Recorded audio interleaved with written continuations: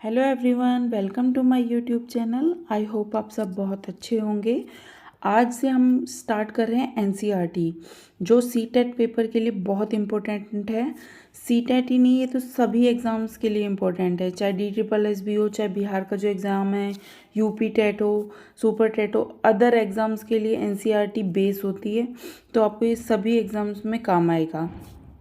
दूसरी बात, हम कर रहे हैं हिस्ट्री स्टार्ट। क्लास 6 से क्लास 8 तक की सारी एनसीईआरटी पढ़ेंगे, बट चैप्टर वाइज, क्योंकि एनसीईआरटी से ही सीटेट का पूरा पेपर बनता है और एक एक लाइन पढ़ना बहुत ज़रूरी है। मैंने इस टॉपिक पे में सारे जितने भी वन लाइनर पढ़ के जो इम्पोर्टेंट पॉइंट्स थे वो निकाल दिए हैं। आप सही से पढ़िएगा, आपका सब पेपर क्लियर हो जाएगा यहाँ से। जैसे पहले हमने बात की है नर्मदा नदी के बारे में। तो नर्मदा नदी के बारे में क्या है, लाख वर्ष पहले से लोग इस नदी के तट पर रह रहे थे। यहाँ रहने वाले आरंभिक लोगों में से कुशल संग्राहक थे। कुशल संग्राहक का क्या मतलब है?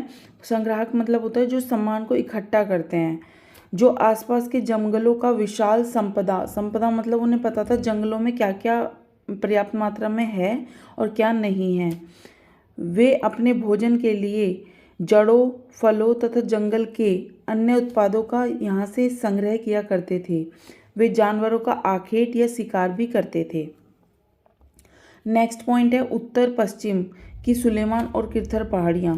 अब एक बात देखिएगा आप, ये मान लीजिए भारत है, इमेजिन कीजिएगा उत्तर पश्चिम मतलब ये वाला एरिया, यहाँ पे है हमारी सुलेमान और किरथर की पहाड़ियाँ यहाँ पर, ठीक है। तो इस स्थान पर 8 वर्ष पहले स्त्री पुरुषों ने सबसे पहले क्या उगाना स्टार्ट किया था? गेहूं, ध्यान रखिएगा। और जो ये क्वेश्चन भी आया था कि सुलेमान और किरथर पहाड़ियों पे सबसे पहले कौन सी वाली फसल उगाई गई थी, तो आंसर इज गेहूं या वीट, ध्यान रखिएगा। आरंभ किया इन्होंने भेड़, बकरी और गाय बैलों जैसे पशुओं को पालतू बनाना भी शुरू कर दिया था, ठीक है। नेक्स्ट है उत्तर पूर्व में गारो तथा मध्य भारत में विंध्य पहाड़ियाँ। अब मेरी बात सुनिएगा, जैसे मानिए भारत है, आपको यहाँ पे विंध्य मिलेगी मध्य में, भारत के मध्य में, और इधर मेघालय में है गारो, यहाँ पे गारो पहाड़ियाँ हैं। जो वो सुनी होगी ना आपने, गारो खासी जयंतियाँ, तो ये मेघालय में है यहाँ पर। तो उस इनके उत्तर साइड में, यहाँ पर उत्तर में आपको क्या मिलेंगी? चावल उगाने के सबूत पाए जाते हैं इनके उत्तर में, ऊपर की साइड। तो ये क्वेश्चन भी बन सकता है कि जो हमें चावल उगाने के वो मिले हैं, साक्ष्य मिले हैं, वो कहाँ पे हैं? विंध्य पहाड़ियों के दक्षिण में, विंध्य पहाड़ियों के पूर्व में, विंध्य पहाड़ियों के पश्चिम में, या विंध्य पहाड़ियों के उत्तर में। तो आंसर इज विंध्य पहाड़ियों के उत्तर में। ये ध्यान रखिएगा, ये उत्तर बहुत इंपॉर्टेंट है, चावल उगाने का सबूत मिला है हमें, ठीक है। नेक्स्ट है देश का नाम। अपने देश के लिए हम प्राय इंडिया का प्रयोग करते हैं, आपको पता है हम इंडिया बोलते हैं अपने भारत को, तथा भारत जैसे नामों का प्रयोग करते हैं। इंडिया शब्द इंडस रिवर है ना, उसकी बात चल रही है, से निकला है। इंडस को संस्कृत भाषा में सिंधु कहा जाता है।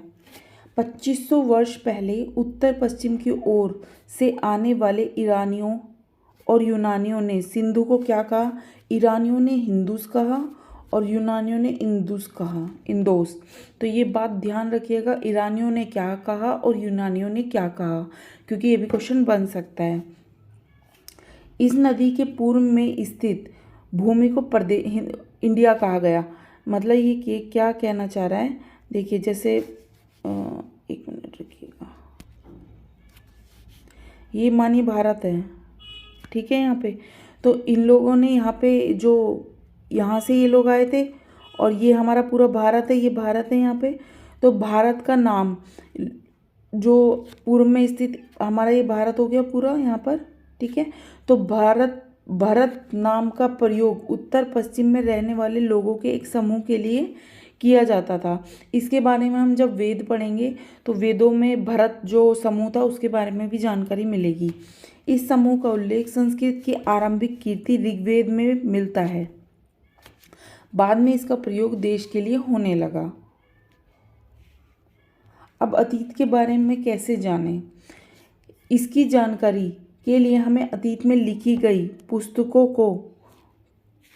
पुस्तकों को पढ़ना और ढूंढना और पढ़ना है। ये पुस्तकें हाथ से लिखी होने के कारण पांडुलिपि कही जाती है। अंग्रेजी में पांडुलिपि के लिए प्रयुक्त होने वाला मैन्यूस्क्रिप्ट, और मैन्यू का जो मीनिंग है वो है हाथ। यह पांडुलिपि प्राय ताड़पत्रों, और ये ताड़पत्र कहाँ से मिलते हैं? हिमालय क्षेत्रों में उगने वाले बुर्ज नामक पेड़ की छाल से मिलते हैं। ये विशेष तरीके से तैयार भोजपत्र पर लिखी मिलती हैं। मंदिरों, अब देखिए यहाँ से मुझे लगा कि क्वेश्चन बन सकता है। देखिए 1 मिनट रखिएगा, यहाँ से देखिए क्वेश्चन बन सकता है ये। 1 मिनट रुकिएगा। देखिए ये क्वेश्चन बन सकता है कि पांडुलिपि और हमें मंदिर और विहारों से प्राप्त होती है, तो हमें वहाँ किस किस प्रकार की विषय की चर्चा प्राप्त होती है। देखिए इन पुस्तकों में हमें धार्मिक मान्यताओं, व्यवहारों, राजाओं की जीवन, औषधियाँ और विज्ञान आदि सभी प्रकार के विषय में भी चर्चा प्राप्त होती है। तो ये क्वेश्चन बन सकता है कि पांडुलिपियों में हमें मंदिर और विहारों में कौन कौन सी विषय पर चर्चा मिलती है, तो आप ये ध्यान रखिएगा। नेक्स्ट आते हैं अभिलेख। अभिलेख क्या होते हैं? ऐसे पत्थर, ऐसे लेख, जो ऐसे पत्थर जिन पर कुछ लिखा हुआ हो अथवा धातु जैसी अपेक्षाकृत कठोर सतहों पर खुदे उत्कीर्ण हुए मिलते हैं। मतलब पत्थरों पे आपने देखा होगा ना, अशोका ने ये काम बहुत किया था। ऐसे अभिलेख पे ना कुछ लिखवा देते हैं पत्थरों पे, तो उन्हीं को ही अभिलेख कहा जाता है। ठीक है, अब आते हैं पुरातत्वविद, आर्कियोलॉजिस्ट। अब ये क्या होते हैं? आर्कियोलॉजिस्ट कौन होते हैं? आर्कियोलॉजिस्ट होते हैं कई वस्तुएं अतीत में बनी हो और प्रयोग में लाई जाती हैं, ऐसी वस्तुओं का अध्ययन करने वाला व्यक्ति पुरातत्वविद है। मतलब जो वस्तुएं हमें अतीत में प्राप्त होती हैं या लोग प्रयोग में लाते थे, उनका सबका अध्ययन करना या उनके बारे में पढ़ना पुरातत्वविद कहलाता है। अब पुरातत्वविद पत्थरों और ईंट से बनी इमारतों के अवशेष, चित्रों, मूर्तियों का अध्ययन करते हैं। ये औजारों, हथियारों, बर्तनों तथा सिक्कों की प्राप्ति के लिए छानबीन तथा खुदाई भी करते हैं। अब नेक्स्ट है पुरातत्वविद जानवरों की, चिड़ियों तथा मछलियों की हड्डियां भी ढूंढते हैं। इससे उन्हें यह जानने में मदद मिलती है कि अतीत में लोग क्या खाते थे। अब ये बहुत इंपॉर्टेंट है, यहाँ से एक क्वेश्चन आया भी था सीटेट में। देखिए तिथियों का पता कैसे लगाएं। अब मेरी बात सुनिए। देखिए मानिए एक लाइन है, जैसे ये जीरो होता है। जीरो क्या होता है? यहाँ पे जीरो है। जीरो मीन्स होता है, जीरो ना तो पॉजिटिव होता है ना ही नेगेटिव होता है। यह बात आपको पता होनी चाहिए। ठीक है, अब हम इन्हें ना इस लाइन को ना डिस्ट्रीब्यूट कर देंगे 2 जगह पे। देखिए कैसे, ये ध्यान से देखिएगा इसको।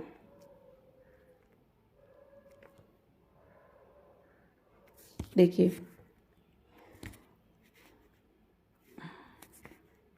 अब मेरी बात सुनिएगा। देखिए जो ये वाली लाइन है, ये लाइन जा रही है ना, इसको हम कहते हैं ईसा मसीह के बाद वाला समय, जो ईसा मसीह का जन्म हुआ था। ये मानिए यहाँ पे ये जो लाइन जा रही है, ये ईसा मसीह का जन्म हुआ था इस साल। अब इधर वाली जो लाइन है, ये ईसा मसीह के बाद वाला समय है। ईसा मसीह के जन्म से पहले ये वाली लाइन है। ठीक है, ईसा मसीह के जन्म से पहले।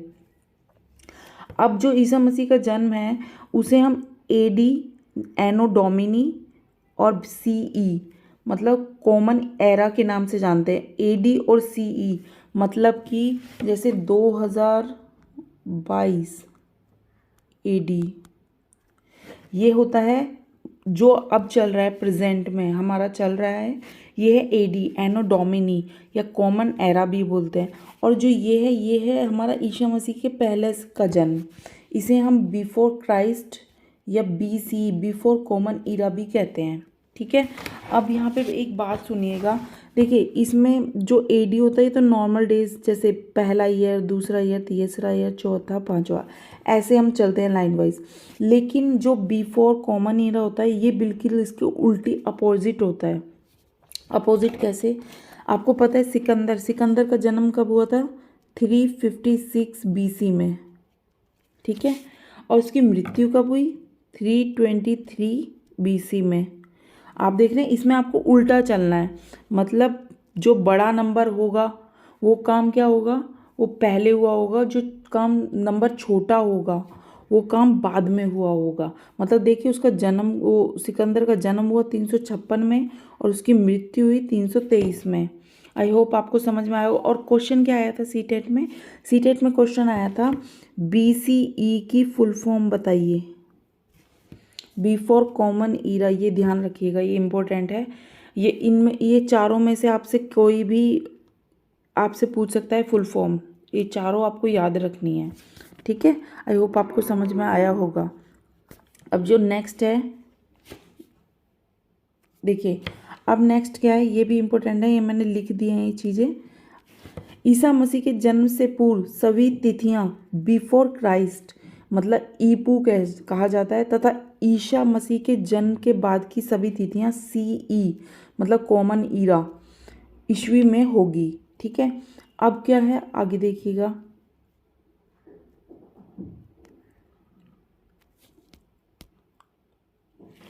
कभी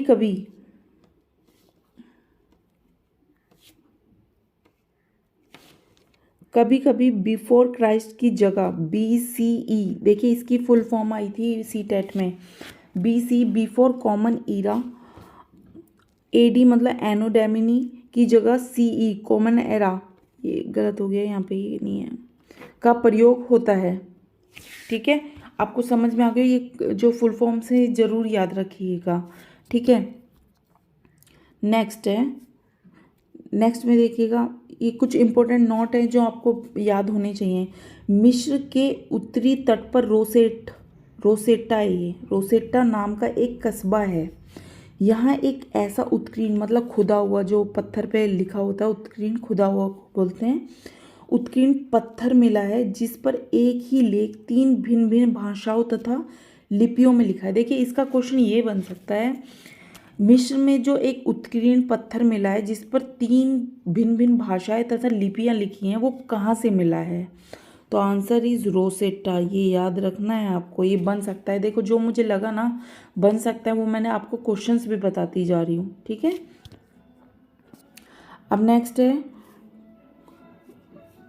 यहाँ पे देखिएगा, कुछ यूनानी भाषा पढ़ सकते थे, उन्होंने बताया कि राजाओं या रानियों के नाम एक छोटे से फ्रेम में दिखाए गए हैं जिसे कारतूस कहा जाता है, ठीक है। विद्वानों ने यूनानी तथा मिस्री संकेतों का अगल बगल रखते हुए मिस्री अक्षरों की समार्थक ध्वनियों की पहचान की, जैसे L के लिए शेर और A अक्षर के लिए चिड़िया के चित्र बने हैं।